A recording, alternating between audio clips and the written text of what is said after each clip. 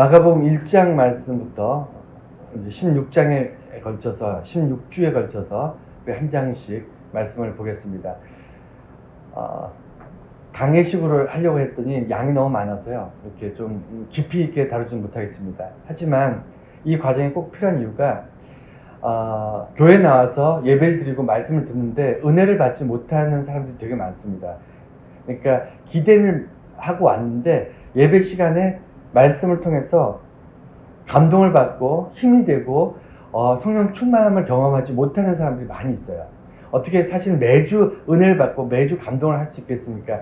그 자체가 좀 어려운 일이긴 합니다만, 그럼에도 불구하고 예배 가운데 은혜를 받지 못하는 이유가 저는 세 가지가 있다고 생각합니다. 첫 번째는 몰라서 그래요. 지식이 없어서, 아는 게 없어서. 아는 만큼 보이는 건데 아는 게 없어서 은혜가 안 되고요. 두 번째는 관심이 없어요. 세 번째는 재미가 없어요. 이 세 가지 때문에, 그러니까 세 가지가 없어서 은혜를 못 받는 겁니다. 그런데 이게 도미노처럼 연관되어 있어요. 지식이 있으면요, 많이 알면 관심이 생기고요. 관심이 생기면 재미가 있습니다.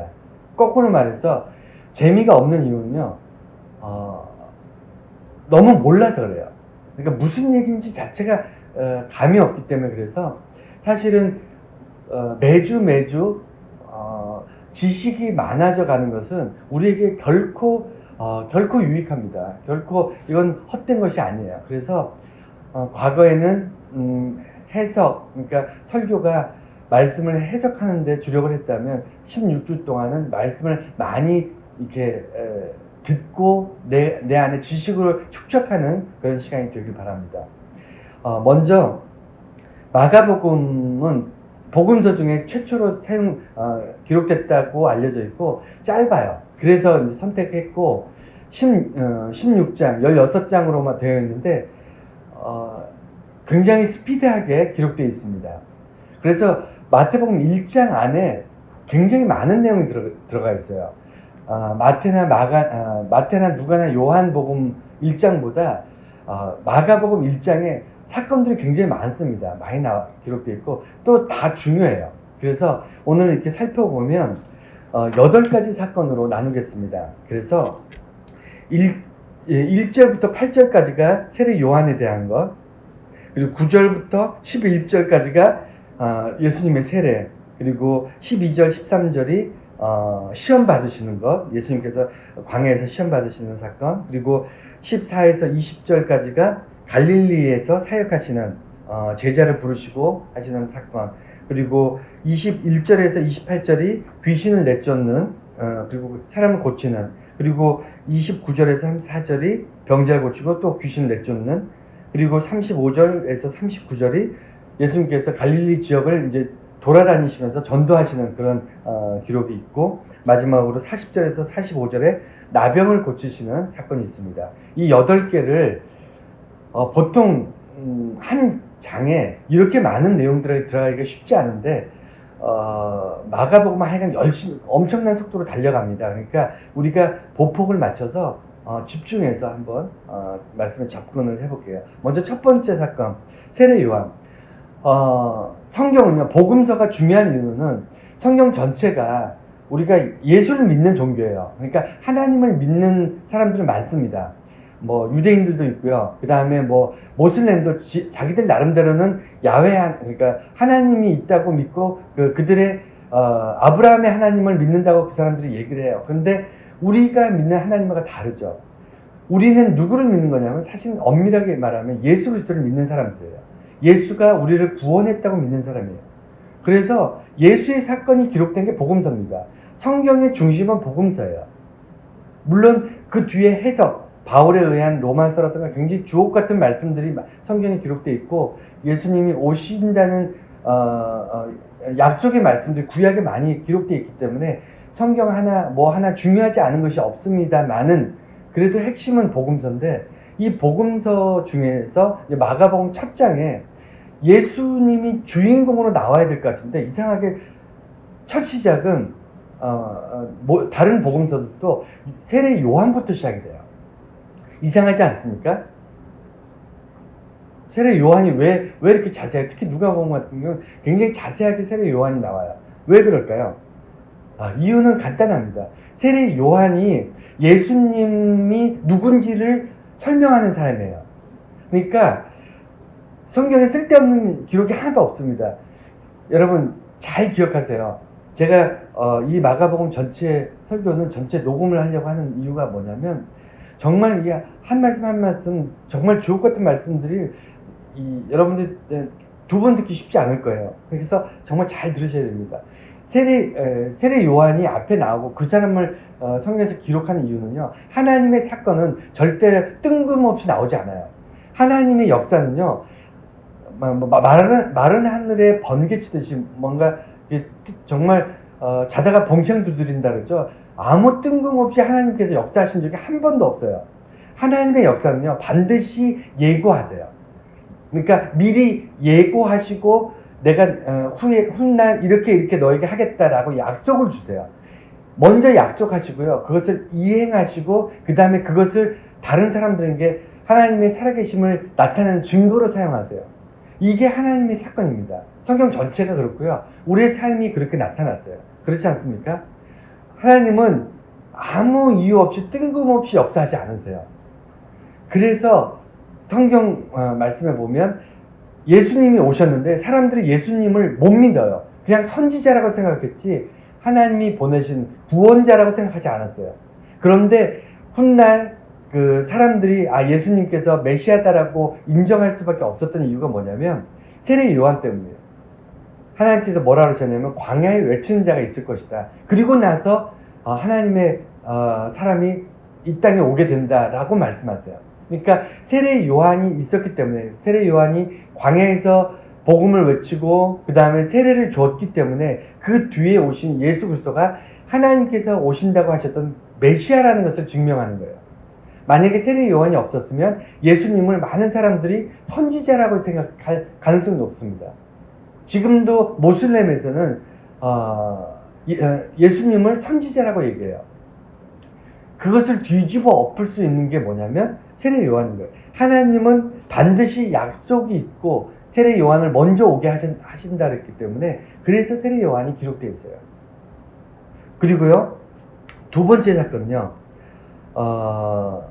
세례 받는 그리스도 예수, 세례 요한에 의해서 예수님께서 세례를 받으세요. 근데 이 세례라는 것도 아주 특이하고요. 그 다음에 예수님이 세례 받으시는 사건, 두 번째 사건에서 정말 특이한 건 뭐냐면 성령님이 등장하세요. 왜 중요하냐면, 먼저 세례에 대해서 말씀드릴게요. 이스라엘 사람들은 자기들이 세례를 받을 필요가 없다고 생각했어요. 왜냐하면 세례는 누구한테 주는 거냐면 이방인들이라든가 아니면 죄인이라든가 아니면 뭐 이렇게 이스라엘 백성이 아닌 그 외의 사람들, 이방인인데 이스라엘 땅에서 살고 있는 사람들, 이런 사람들이 하나님 앞에 본질적으로 이스라엘 축복의 사람, 선민이 아니기 때문에 세례를 받고 하나님의 백성이 된다, 이런 절차에 그렇게 믿고 있었기 때문에 이스라엘 사람들한테는 세례가 의미가 없어요. 그런데 세례 요한은 이스라엘 사람들한테 세례를 베풀잖아요. 특히 누구냐면 그 종교 지도자들, 바리새인들이나 제사장들이나 아니면 이런 사람들한테 이 독사의 자식들아 막 그러면서 너희들은 나와서 세례를 받고 천국이 가까웠다, 이렇게 외치거든요. 그러니까 세례라는 것은 이스라엘 사람들한테 충격이었어요. 우리도 세례 받을 수 있구나라는 것을 깨닫게 된 거죠. 근데 더 놀라운 거는요, 예수님이 세례를 받으세요. 예수님은 세례를 받을 필요가 있어요, 없어요? 없습니다. 왜냐하면 죄가 없으니까. 그럼에도 불구하고 세례를 받으러 나가세요. 근데 왜 그랬을까요? 예수님이 왜 필요 없는 행동을 하셨죠? 왜 세례 받으실 수 없는 분이 세례를 받으러 나가셨을까요? 네. 사람들한테 무엇인가를 보여주기 위해서. 예수님의 사건, 복음서를 보면서 우리가 계속 반복해서 기억해야 될 게 뭐냐면, 예수님은 어찌 보면, 어떤 면에서 보면 필요 없는 행동을 하세요.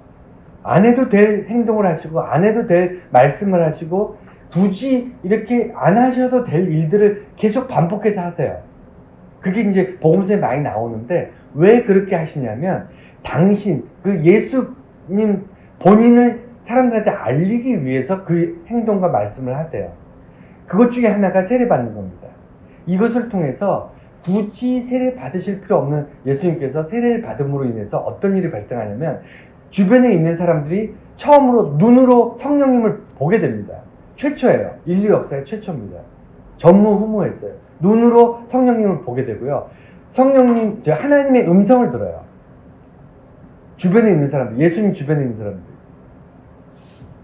이게 구약에 성경에 보면 구약에 예수님에 대해서 기록된 내용이 죄송합니다. 성령님에 대해서 기록된 내용이 거의 없습니다.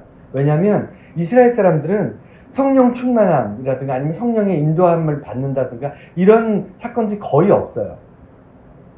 오늘날 우리들은 성령님의 인도하심과 성령님의 어떤 동행하심을 우리 경험하고 살지 않습니까? 그런데 이스라엘 사람들은 구약에 거의 나오지 않아요. 그런데 신약에 들어와서 복음서에 들어와서 예수님의 이 세례받는 사건을 통해서 처음으로 사람들이 말로만 듣던 성령님을 직접 보는 겁니다. 뭐 어떻게 보이죠? 비둘기처럼 예수님 머리 위로 이렇게 성령님께서 내려오는 걸 사람들이 처음 봐요. 그 후로도 보지 못합니다. 왜냐하면 성령님께서 사람들 눈에 비둘기처럼 보이면서 이렇게 내려오시는 것은 오직 예수님에게만 가능하기 때문에 예수님에게만 성령님께서 그렇게 나타나시기 때문에 오늘날 우리는 성령님을 눈으로 이렇게 보고 하나님의 음성을 듣지는 못해요. 왜냐하면 예수님, 그 다음에 하나님, 그 다음 성령님, 삼위일체 하나님이 항상 같이 계시기 때문에 그렇습니다. 예수님이 계시는 곳에 반드시 성령님이 함께 하시기 때문에 우리가 예수님 때 이 세례 받으실 때 성령님을 볼 수 있었어요. 네. 자, 그리고 주보에 보면 낯선 이름이라고 되어 있는데 우리가 신앙생활을 하면서 성령에 대해서 이렇게 설교를 듣거나 말씀을 볼 때 오해하고 있는 게 있습니다. 그게 뭐냐면 성령님 오시옵소서, 지금 이곳에서 역사하시옵소서 이렇게 막 부르짖으면 성령님께서 오신다고 생각을 하기 쉬워요. 근데 그렇지 않습니다. 성령님은 예수 그리스도의 이름이 전파되는 곳, 예수 그리스도의 이름을 부르는 곳에 계세요.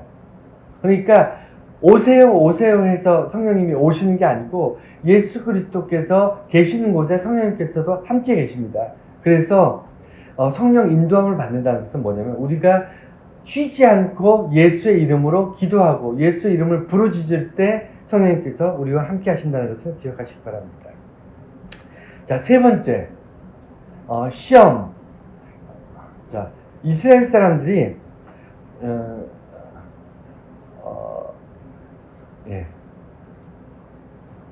이스라엘 사람들이 그 시험을 받는 것에 대해서 어떻게 이해를 하고 있는지를 알아야 돼요. 왜냐하면 시험 받고 막 이런 것은 다 안 좋은 거는 저주라고 생각해요. 요즘도 그런 생각 가진 사람들이 있습니다. 여러분, 건강할 때하고 갑자기 질병이 생겼거나 갑자기 교통사고를 당해서 병원에 입원하거나 아니면 몸이 아파서 치료를 받을 때 건강해서 활동적으로 지내는 것과 건강한 것 중에 어느 게 축복이고 어느 게 저주입니까? 어떻게 생각하세요? 이게 오해라는 거예요. 건강하면 축복이고 병들면 저주라고 생각하는 것이 잘못된 거예요. 건강하든 아니면 병에 걸려서 병원에 입원을 하든 그거는 저주와 축복과 아무 상관이 없습니다. 그냥 그거는 우리가 살아가면서 겪는 어떤 일상일 뿐이에요. 일상일 뿐이고 우리가 원하는 것을 이루지 못했거나 힘들거나 마음이 아프거나 아니면 억울한 일을 당한 것이 저주가 아니고 이것은 그냥 일상이고요. 우리가 축복이라는 것은 뭐냐면 어려운 일을 당했을 때 내가 이걸 뚫고 나갈 힘이 없고 이것을 해결할 아무런 능력이 없는데 하나님께서 도우셔서 이것을 해결해 나가요. 그게 축복인 거예요. 그러니까 이후에 우리에게 닥치는 어려움 이후에 어떻게 되느냐가 축복이고 저주인 거지 우리가 살면서 어려운 일 당하는 것이 저주가 아닙니다. 어쨌든 그래서 이스라엘 사람들의 사고 안에는 광야에 나간다, 어떤 고통을 받는다, 이런 일 자체가 그들은 시도조차 하지 않았는데 예수님께서는 광야를 나가셨어요. 그리고 이 사건은 굉장히 중요한 이유가 뭐냐면 광야에 나갔더니 뭐가 나타나냐면 세상에 분주한 것들이 다 떠나가고 그렇잖아요. 먹고 사는 문제, 아니면 뭐 인간 관계, 뭐 아니면 뭐 사업에 대한 문제, 뭐 건강에 대한 문제, 이런 것들이 광야에 나가면 아무것도 중요하지 않습니다. 광야에 나가면 중요한 게 뭘까요? 딱 하나, 사느냐 죽느냐, 죽느냐 사느냐, 이거밖에 없어요. 물이 있으면 살고 물이 없으면 죽는 거고, 밥이 있으면 살고 밥이 없으면 죽는 거지 않습니까? 그러니까 광야로 나간다는 것은 세상에 우리가 얽혀있는 많은 관계들을 끊는다는 거예요. 다 끊고 그냥 모든 것을 끊고 오직 죽느냐 사느냐의 문제로 광야에 나가는데, 그렇게 나가보니까 모든 세상의 복잡한 걸 끊고만 하니까 뭐만 남냐면 우리가 사탄과 천사가 보이기 시작하는 거예요. 그 전까지만 해도 구약에는 이스라엘 백성들은 천사는 믿었어요. 천사는 하나님의 종이라고 해서 천사는 믿었지만 사탄에 대해서 그렇게 중요하게 생각하지 않았습니다. 사탄에 대해서는 중요하게 생각하지 않고 구약의 이스라엘 백성들은 어떻게 생각했냐면 죄인들, 율법을 지키지 않으면, 그러니까 행동에 대한 결과예요. 그러니까 율법을 지키지 않으면 죄인이고, 죄인은 지옥 가고, 이방인들은 태어날 때부터 지옥 가려고 태어난 사람들이고, 이렇게 딱 정의가 딱 이렇게 됐어요. 양분화되어 있었습니다. 자기들은 아브라함의 자손이기 때문에 축복의 백성이고 이 땅에서도 축복을 받고 죽어서도 천국 간다. 이게 이스라엘 백성들의 사고였습니다. 그런데 그렇기 때문에 율법을 잘 지키면 돼요. 율법을 잘 지키면, 그런데 이 사탄의 존재가 드러나면서 어떤 문제가 생기냐면, 우리는 신앙생활 아무리 잘해도, 그러니까 율법을 잘 지켜도 사탄의 꼬임에 넘어갈 수 있다 없다? 있다는 거예요. 그러니까 율법을 잘 지켰는데 사탄의 꼬임에 넘어가서 그 마음으로는 죄악 가운데 살아가는 죄인들이 드러나기 시작한 거예요. 그러니까 겉보기에 율법을 잘 지켰느냐 안 지켰느냐로 결정되는, 눈에 보이는 것으로 사람을 판단하던 구약의 시대에서 사탄과 천사가 드러나면서 어떻게 되냐면, 눈에 보이지 않는 것으로 인간은 죄악된 죄인이 될 수 있다는 것을 비로소 깨닫습니다. 인간의 의지로 의로운 삶을 살 수 없다는 것을 깨닫게 됩니다. 사탄의 존재를 통해서. 여러분, 불가항력적 죄인, 불가항력적 의인이라는 것은 뭐냐면 내가 저항할 수 없다는 거예요. 그러니까 사탄의 꼬임에 넘어가면요, 내가 저항할 수 없어요. 예를 들어 이런 겁니다. 우리가 기차를 타는데, 아까도 권사님이랑 우스갯소리를 얘기했는데, 운전을 하다가 고속도로 들어오면서 중간에 대전에서 고속도로를 타는데 서울 방향이 있고 부산 방향이 있잖아요. 서울 가려고 그러는데 부산 방향으로 타면 어떡하죠? 예, 그 서울 못 갑니다. 중간에 어떻게든 이렇게 빠져나가서 어떻게 해서 국도를 타거나 다른 방법을 찾아야지, 그냥 그 고속도로 타고 계속 가면 절대로 서울 안 나와요. 부산 나오지. 기차를 타도 마찬가지예요. 서울 가는 기차를 타냐 부산 가는 기차를 타냐에 따라서, 부산 가는 기차를 타면요 부산 갑니다. 우리는 살면서 사탄의 꼬임에 빠져서 우리가 어떤 선택을 했는데 그 선택이 부산 가는 선택이에요. 그러면 절대 서울이 안 나온다니까요. 우리가 기억해야 될 게 뭐냐면 사탄은요 우리가 저항하거나 우리가 밀어낼 수 있는 존재가 아닙니다. 사탄이 그렇게 우스운 존재가 아니에요. 우리를 꿰어서 죄인을 만들고 악의 구렁텅이에 빠뜨리고 지옥 가게 하려고 사탄이 작정하면요 우리가 피해갈 수 없습니다. 주변에 악한 사람들, 죄 짓는 사람들 보면서 손가락질하지 마세요. 우리가 그 사람들 입장 되면요 똑같을 수 있어요. 절대 죄 짓고 사는 사람들, 악한 행동을 또는 정말 뼛속까지 악한 사람들이요, 그 사람들이 원래 태어날 때부터 악한 게 아닙니다.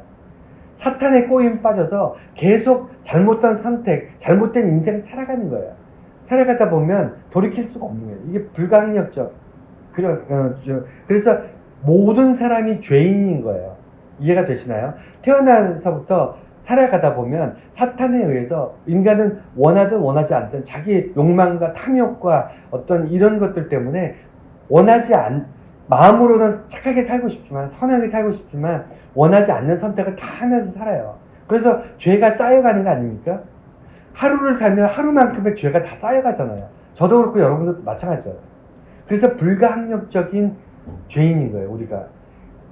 그렇기 때문에 도망갈 수 없고 피해갈 수 없고 우리가 이게 도망갈 수 없는, 그러니까 피해갈 수 없는 죄인으로 살아가기 때문에 은혜도 불가항력적으로 와야 돼요. 우리가 건져냄을 당하는 거죠. 구원이라는 건 뭐죠? 건져냄을 당하는 거예요. 우리가 물에 쓸려서 홍수가 나서 정말 물에 이렇게 범람해서 막 쓸려가는데, 우리가 물에 쓸려가면 죽잖아요. 반드시 죽습니다. 거의 살아날 확률이 거의 없어요. 홍수 나서 물에 쓸려갈 때 구원받는다는 게 뭐죠? 누가 나를 건져내는 거잖아요. 내가 수영을 해서 아니면 스스로 자력으로 이 휩쓸려가는 것에서부터 이렇게 구원을 받을 수 있으면, 휩쓸려가는 물에서부터 내가 수영을 하거나 자력으로 노력해서 빠져나올 수 있으면 누가 구원에 대해서 고민을 하고 걱정을 하겠어요? 안 되니까, 불가능하니까 건져내는 자체가 은혜인 거예요. 내가 구원받는 자체가, 이거는 내 노력으로는 안 되기 때문에 은혜인 겁니다. 사탄이 나를 꿰어서 멸망의 길로 인도하는 것이 불가항력인 것처럼 내가 구원의 은혜도 불가항력이에요. 하나님의 전적인 은혜입니다. 예수 그리스도의 십자가의 전적인 은혜예요. 구원받는다는 것이 내가 무엇인가를 의도해서 하나님 내가 구원받을 만하니까, 아니면 구원받기 위해서 이런 일을 하겠습니다라고 해서 구원받는 게 아니에요. 내가 절망 가운데 휩쓸려 가는 것을 하나님께서 불쌍히 여기셔서 저 인생 저렇게 놔두면 어떡하냐. 그래서 하나님께서 자기의 독생자 예수를 십자가에 못 박히시고 그 십자가의 보혈의 피로 우리를 구원하시는 거잖아요. 우리가 한 게 뭐 있습니까 거기서. 그래서 불가항력적 은혜인 거예요. 자, 그러면 네 번째, 갈릴리 사역. 갈릴리 사역이라는 것은요, 제자를 부르시는 거예요. 예수님은 성경 전체에 예수님은 능력이 있으시죠. 세상을 정말 뒤집어 엎으실 만큼의 능력이 있습니다. 자연이 말을 듣고요, 병이 떠나가고요, 귀신이 떠나갑니다. 예수님은 물을 걸으셨고요, 그 다음에 죽은 자를 살리셨습니다. 엄청난 능력들을 보이셨고 천국의 비밀을 알려주셨어요. 그러면 제자들은 한 게 뭐 있죠? 제자들은 능력이 있었어요, 없었어요? 하나도 없었어요. 거의 없었습니다. 예수님께서 이렇게 특별한 케이스에 이렇게 능력을 전도하러 나간 제자들을 위해서 특별히 능력을 이렇게 주셨을 때 빼놓고는 제자들은 사실 별로 능력이 없습니다. 그리고 천국에 대해서 말할 이게 언변도 없었어요. 그럼에도 불구하고 예수님 혼자 다 하시면 되거든요. 왜냐하면 능력이 있으니까. 혼자 다 하면 되는데, 기독교, 복음의 역사라는 것은요, 함께 하는 역사예요. 반드시 그래요. 하나님께서 이스라엘 백성들을, 그 하나님을 거역하고 우상을 섬기는 이 이스라엘 백성들을 일찌감치 포기하시려고 했어요. 노아의 때부터, 노아 홍수 때부터 내가 이 세상의 모든 인간을 지음을 한탄하셨어요. 인간들은 그냥 악하다. 가만 놔둬도 악해진다. 하나님의 은혜를 금방 잊어버린다. 정말 어쩌면 이렇게 인간들이라는 것이 이렇게 철저하게 악할 수 있을까? 하나님께서 한탄하셨어요. 그래서 노아에게 다 죽이고 너로부터 다시 시작하겠다는데, 노아가 다 살려달라고 하잖아요. 그리고 모세가 그랬고요. 그 다음에 그 이후에 많은 하나님의 그 제자들이, 하나님의 그 선지자들이 전부 이스라엘 백성들을 위해서 간구했습니다. 하나님 앞에 죄인이었던 그들. 왜냐하면 하나님의 복음은 반드시 함께 하는 거예요. 함께.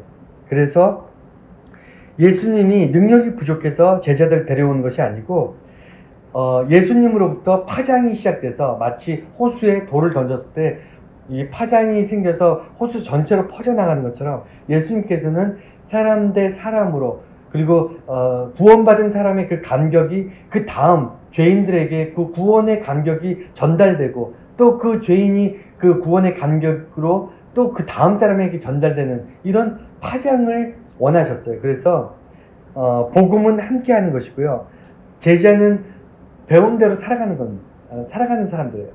똑똑한 사람들을 제자로 두지 않으셨어요. 사두개인, 바리새인, 제사장들, 이 사람들은 배운 사람입니다.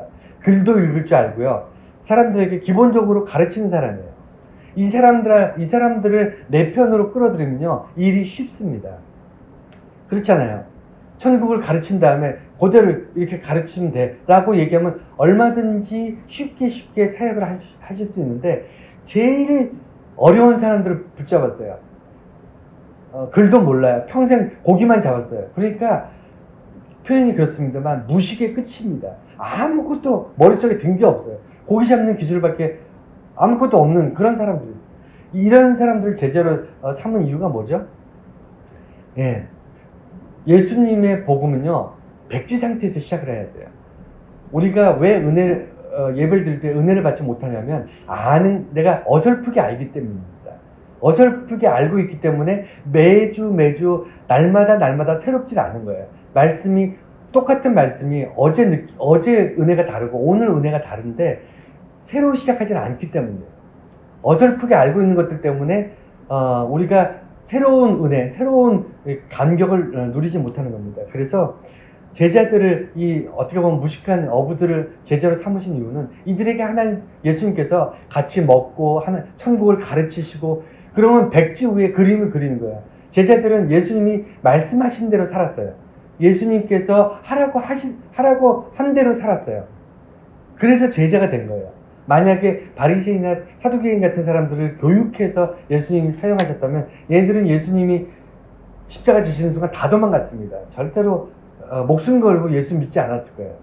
자, 이제 5번째, 6번째, 7번째, 8번째를 할 건데, 5번째, 6번째, 8번째 이 3가지가 다 뭐냐면 공통적으로 귀신을 내쫓고 병을 고친 사건이에요. 3가지가 다 똑같은 얘기인데 왜 3번에 걸쳐서 따로따로 적었을까요? 똑같은 병 고치는 거고 귀신을 내쫓는 건데 왜 3번을 따로따로 기록했을까요?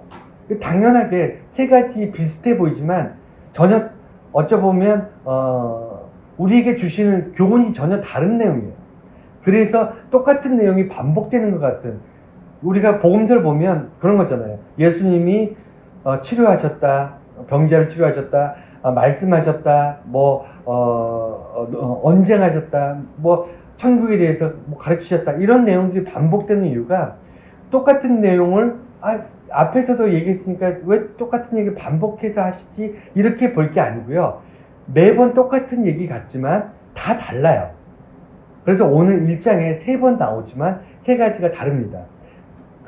다른 것을 먼저 이해를 해보겠습니다. 첫 번째는요, 더러운 귀신 들린 사람을 고치셨는데, 이게 어떤 중이냐면 안식일에 회당에서 말씀을 하는 중간에 그곳에 모인 사람 중에 한 사람이 귀신 들려 있었어요. 본인도 몰랐고 주변에도 몰랐어요.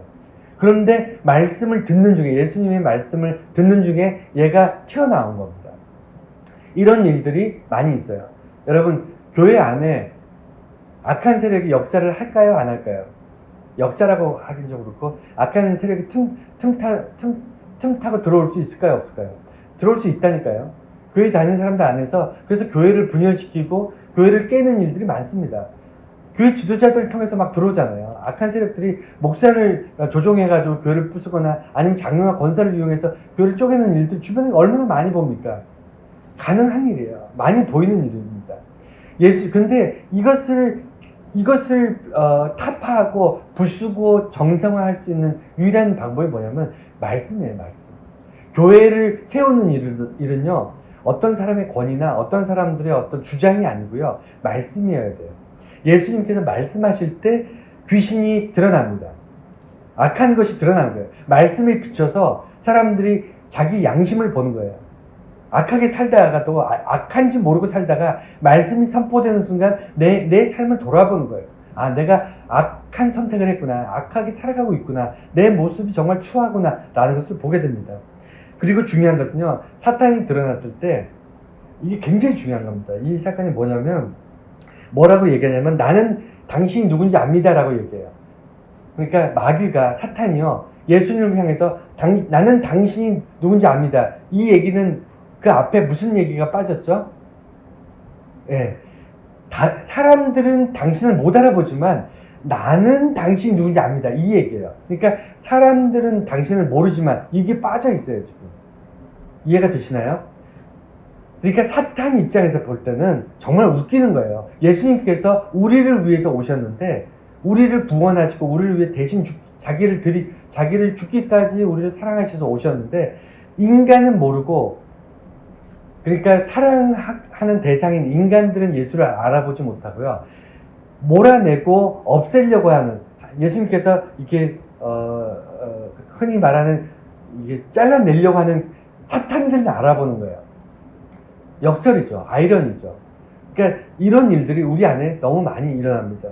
예. 그래서 오히려 악한 사람들에 의해서, 악한 죄 때문에 선이 드러날 때가 있습니다. 어둠 때문에 빛이 드러날 수가 있어요. 이것이 예수님이 가는 곳마다 나타나는 겁니다. 더러운 귀신이, 예수님께서 귀신을 쫓아내려고 작정하고 온 게 아니라 예수님이 말씀을 전하는 순간 귀신이 떠나갈 수밖에 없는 겁니다. 그리고 두 번째는 똑같이 병자를 고치고요, 귀신을 내쫓는데, 이 29절에서 34절까지 말씀은 예수님께서 작정하고 쫓아내요. 그러니까 귀신을 쫓아내려고 작정을 하신 거예요. 이해가 되시나요? 앞에는 귀신이 알아서 떠나가는 거고요, 지금 이 두 번째 사건은, 병자를 고치신 사건은, 병자를 고치고 귀신을 쫓아낸 거는 예수님께서 작정하셨습니다. 왜냐하면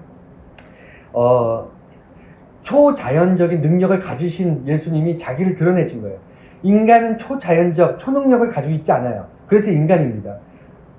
그게 자연적인, 물리적인, 예를 들어 강물이 위에서 아래로 흐르는데 아래에서 위로 흐르게 하려고 그러면 어떻게 해야 되죠? 예, 신이 되면 돼요. 신. 그리고 해가 동쪽에서 떠서 서쪽으로 지죠. 해를 서쪽에서 떠서 동쪽으로 지게 하려면 어떻게 하면 되죠?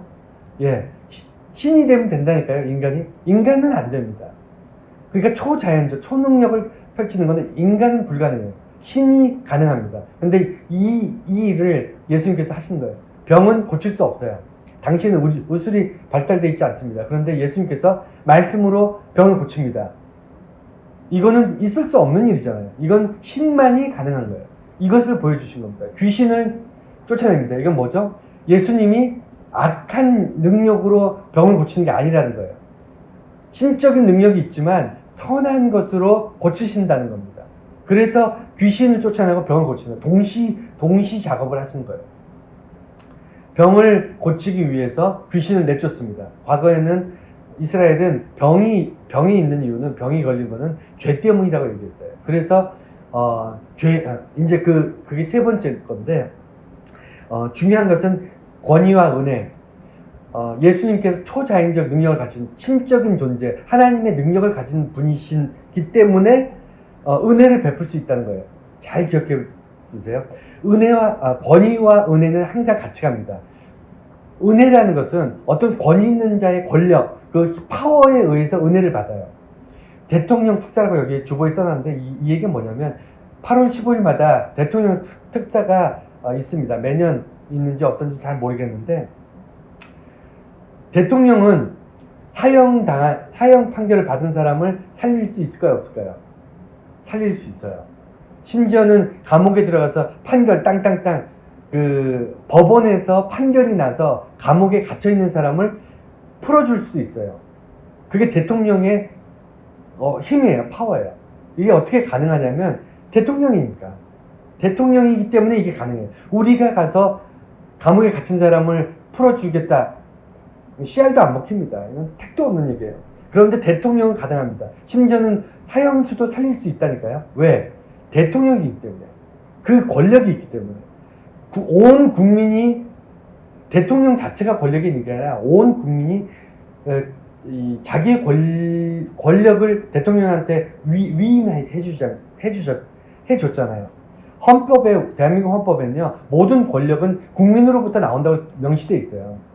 모든 권력은 국민에게 있는데 이 국민의 권력을 대통령에게 위임했기 때문에 대통령이 엄청난 권력을 가지고 있는데 똑같아요. 예수님이 세상을 이길 수 있는 세상을 통치할 수 있는 능력을 가지고 있기 때문에 우리에게 은혜를 베푸시는 거예요. 병을 고칠 수 있는 겁니다. 귀신을 쫓아낼 수 있는 거예요. 권력이 있기 때문에 우리에게 은혜를 베푸시는 거예요. 우리가 예수를 왜 믿죠? 우리를 구원해 주시기 때문에 믿는 거예요. 우리가 감당할 수 없는 구원의 은혜를 우리에게 베푸실 수 있기 때문에 예수를 믿는 겁니다. 이해가 되시죠? 능력이 있기 때문에, 권력이 있기 때문에, 파워가 있기 때문에 우리가 은혜를 받는 거예요. 그리고 전도, 그 다음에 7번째 전도가 있고, 3번째 이제 나병 환자의 얘기인데, 두 가지가 중요하니까 깊이 이제 들어보십시오. 전도, 예수를 믿는 시기에 이스라엘 사람들은 하나님을 믿었어요, 안 믿었어요? 네, 다 믿었습니다. 그럼 뭘 전도하죠? 우리가 어떤 얘기냐면 교회 안에 지금 예배를 막 드려요. 뭐 여기 한 10,000명이 모였다고 가정을 해볼게요. 기분 되게 좋은데 한 10,000명 정도가 모여서 예배를 드리고 있습니다. 막 찬양하고 그러는데 갑자기 예배 중간에 누군가 다 벌떡 일어나더니 막 전도하기 시작해요. 하나님을 믿으세요. 예수를 믿으세요. 예배 드린 중간에 넌센스죠. 웃기지 않습니까? 한번 상상해 보세요. 재밌잖아요. 그런데 지금 이 상황이에요. 예수님은 이스라엘 백성들에게 전도하고 있어요. 이방인도 아니고요. 죄인들도 아니고요. 이스라엘 사람들한테 전도하기 시작하는 겁니다. 왜 그렇죠?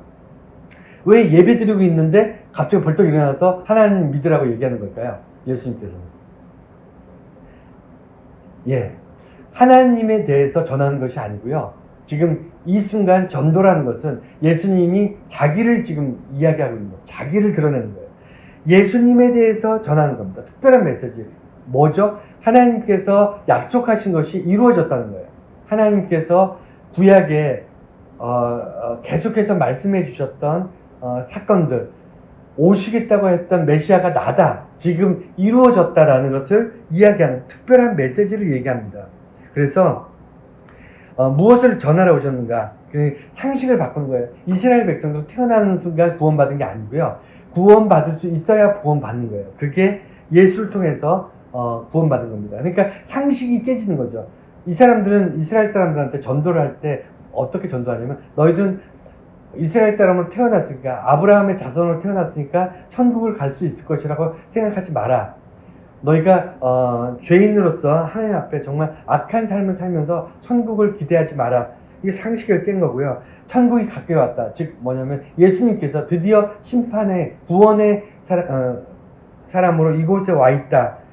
이것을 지금 얘기합니다. 그리고 죄인은 죄인인 줄 알지만 의인은 모른다. 이게 중요한 건데 이스라엘 사람들은 율법을 어겨서 죄인이 되면 자기도 알고 남도 알아요. 그래서 죄인은 자기가 죄인인 거 압니다.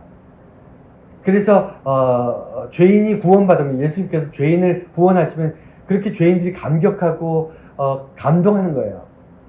성경에 정말 계속해서 나오잖아요. 죄인이 구원받고 은혜를 입었을 때 엄청난 감격이 막 흐르지 않습니까? 왜냐하면 자기가 죄인인 줄 알기 때문에. 근데 의인이라고 생각하는 사람들, 바리새인, 제사장, 사두개인 이런 사람들은 예수님께서 은혜를 베풀어도요 화를 내요. 오히려 너가 나를 왜 죄인 취급하느냐 이렇게 됩니다. 자기가 죄인이라고 생각하지 않아요. 의인이라고 생각합니다. 그래서 의인은 구원받기가 어려워요. 죄인이 자기 죄를 자복하고 죄사함을 받아야 의로워지는데 하나님의 백성이 되는데 자기는 죄가 없다고 생각하는 사람들한테 어떻게 죄사함을 베풀 수 있겠습니까? 그래서 전도를 시작하시는 예수님의 마음은요, 이스라엘의 모든 것들을 바꾸는 겁니다. 교회의 모든 것들을 바꾸는 거예요. 어저께까지 우리가 믿고 의지하고 당연하게 생각했던 상식들을 바꾸는 겁니다. 우리가 천국이 가까웠다는 것을 실감하는 거예요. 그게 전도입니다. 그리고 곧 모든 것이 정말 예수 그리스도로 말미암아 모든 것이 이제 끝난다는 그것을 실감하면서 전하는 것이 전도예요. 그러니까 하나님을 모르는 사람들한테 하나님을 알려주는 것도 전도지만 이스라엘 사람들에게 예수님이 전한 전도는 이런 내용이었습니다. 마지막으로 나병. 병을 고치고 귀신을 내쫓는 일이 오늘 본문에만 3번 나오는데, 이 나병은 특별히 중요해요. 왜냐하면 일반 병이 아니에요. 나병 자체가 하나님으로부터 저주받은 거예요. 그렇게 믿었습니다, 사람들. 왜냐하면 나병 걸리면 대부분 죽었고 치료할 수가 없었고, 자연스럽게 우연히 낫더라도 온 몸의 상처로 뭐 코가 없거나 손가락이 다 잘려 나가거나 너무 흉악한 모습을 하고 있으니까 사람들이 다 저주받았다고 생각했어요. 왜 저주받았냐? 이유 없이 저주받을 리가 없잖아요. 그러니까 끔찍한 죄를 지었기 때문에 하나님께서 이렇게 벌을 주셔서 이렇게 살아가고 있다, 이렇게 사람들이 이해를 했습니다. 그래서 나병 환자는요, 사람들 사이에서 어울려 살지 못했어요. 혐오의 대상이니까 이 마을에서 쫓겨나서 자기들끼리 산속에서 따로 살았어요. 그리고 성경에 보면 레위기에 나병 걸린 사람들에 대한 이야기가 굉장히 많이 나옵니다. 그들이 어떻게 나병인지를 확인해야 되고, 어떻게 뭐 정결 의식을 가져야 되고, 쭉 이렇게 율법적으로도 많이 나와 있어요. 그래서 나병은 사람들로부터 이렇게 버려진 존재예요. 나병 환자들은 사람들이 버린 존재입니다. 굳이 그들에 대해서 아무런 관심이 없어요. 근데 예수님께서 나병 환자를 고치십니다. 그리고는 그 제사장에게 확인시키고 하는 이런 과정들을 쭉 이제 기록을 하는데, 이 얘기는 뭐냐면 굉장히 중요한 핵심이 여기에 있어요. 예수님께서는 그 레위기나 구약에 어떻게 나오냐면, 나병에 걸리면 손을 대지 못합니다. 그러니까 부정한 것에 손을 댈 수가 없어요. 왜냐하면 손을 대는 순간 의로운 것, 깨끗한 것도 부정해져요. 그렇지 않겠습니까? 더러운 것에 깨끗한 것이 닿으면요, 더러운 것이 깨끗해지나요? 깨끗한 것이 더러워지나요? 네, 깨끗한 것이 더러워지는 게 당연한 거예요. 그렇지 않습니까? 둘 다 더러워져요. 그러니까 더러운 것에 깨끗한 것이 만나면요, 둘 다 깨끗해지는 것이 아니고 둘 다 더러워집니다. 그래서 레위기에 그런 것들, 정결의식이라든가 아니면 분리해서 다른 사람들이 은연중에 나병 환자나 이런 사람들과 접촉해서 불결에 이렇게 더러워지지 않게 하기 위해서 이들을 쫓아낸 거예요. 따로 살게끔. 그만큼 혐오의 대상이었던 나병 환자들에게 예수님께서 그들을 터치하시고 그들을 고치셔요. 그러니까 어떤 일이 발생했냐면, 더러운 것에 깨끗한 것이 붙었는데 둘 다 깨끗해지는 겁니다. 이거는 있을 수 없는 일이에요. 이스라엘 역사에 한 번도 없었어요. 구약에 딱 한 번 있었습니다. 언제 있었냐면, 나아만 장군의 나병을 엘리야가 고쳐요. 엘리야가 그것도 뭐 그 요단강에 가서 몇 번 들어갔다 나왔다 하면 들어갔다 나왔다 해라. 그러니까 나아만이 막 화를 냈잖아요. 불같이 화를 내면서 내가 의사가 없어서 너한테 그런 소리를 듣냐 막 그러다가 몸종이 그래도 밑줄에 본전인데 해보세요 해가지고 정말 들어갔다 나와서 피부가 아기 피부처럼 바뀌었다고, 그런 구약의 기록이 있는데 그거 딱 한 번 있어요. 딱 한 번. 그리고 나병은 저주받은 병이었습니다. 실제 지금 오늘날까지도 나병은 참 사람들이 혐오의 병이잖아요. 그럼에도 불구하고 나병은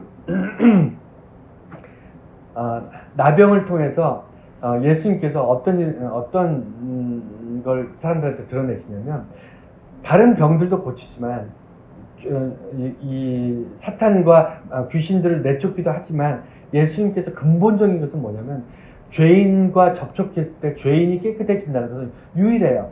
이게 가능한 것은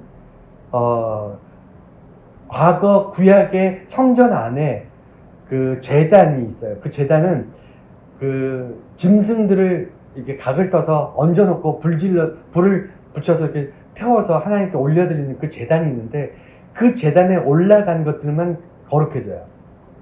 무슨 얘기인지 아시겠죠? 그러니까 죄가 많은 인간을 대신해서 죄 있는 짐승을 죽여서 그 살과 피를 제단에 뿌립니다.